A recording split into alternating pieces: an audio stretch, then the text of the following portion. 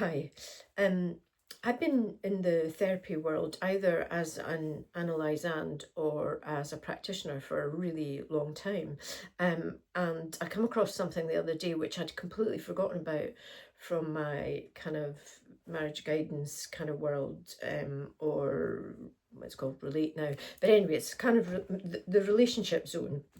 Um, and whilst the recommendations there were, for couples counselling or for couples work, I think that there was quite a lot about that, and this is what I was reminded of, that is applies across the board to any relationships you have, and especially the relationship you have with yourself.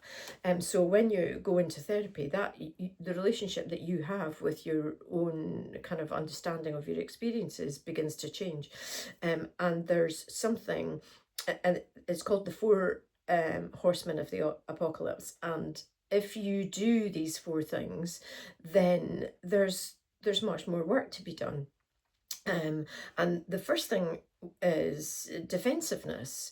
We can get into sort of self-defense, and every one of us has got a critic, a judge, a jury, and an executioner all within ourselves, and they're ready and waiting to sort of jump on you the least thing that you do, that they believe it, and you've trained yourself to believe is wrong. So that's one of the things. So our defensiveness is part of our survival mechanism. It's kind of been part of who we've been becoming in our lives. So it's not. It has served us well, but sometimes it is no longer serving us. So defensiveness is something to look out for.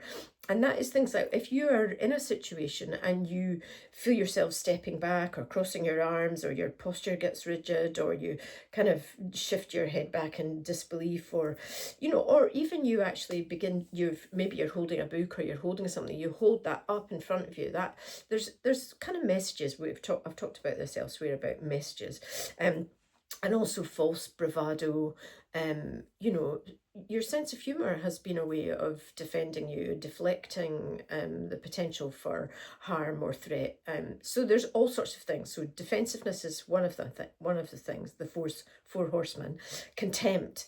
Oh my God, contempt.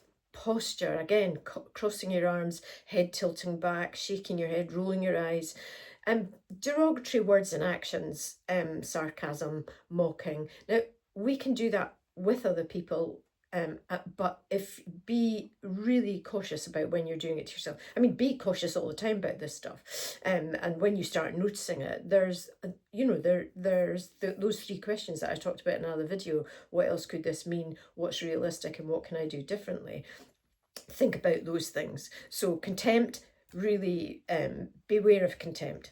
Stonewalling, we have, that is also a kind of another survival mechanism where you can't stand the situation anymore, so you ignore it, or you walk away, you slam doors, ghosting. Also, you'll know what your version of stonewalling is, but anyway, we've all got these things. These are things that most of us are doing some of the time, as a form of kind of protecting ourselves. And then the last one, so the fourth one, is criticism. When you're in a situation, I do this with patients quite a lot, is that your self-critic is working like full-time, overtime, always overtime, just sitting there in wait for you to actually make a mistake. But it never just says, oh gosh, you've made a mistake. It's always sitting there waiting to actually call you names about that. You're an idiot, how could you do this, blah, blah, blah. And we then have that critic as externalized as well. So we criticize other people, and what I say is, nobody gets out of bed in the morning thinking, oh my God, can't wait to make a mistake today. You've made a mistake.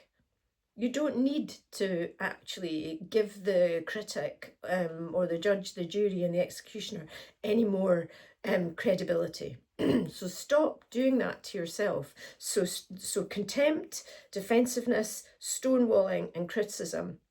If you're doing those things with other people or with yourself, it's really worth checking that, so that you don't actually keep perpetuating negative self-talk, and it becomes automatic, that negative self-talk. So it's really difficult to then start unpacking that. But when you start to notice it, that's the first step.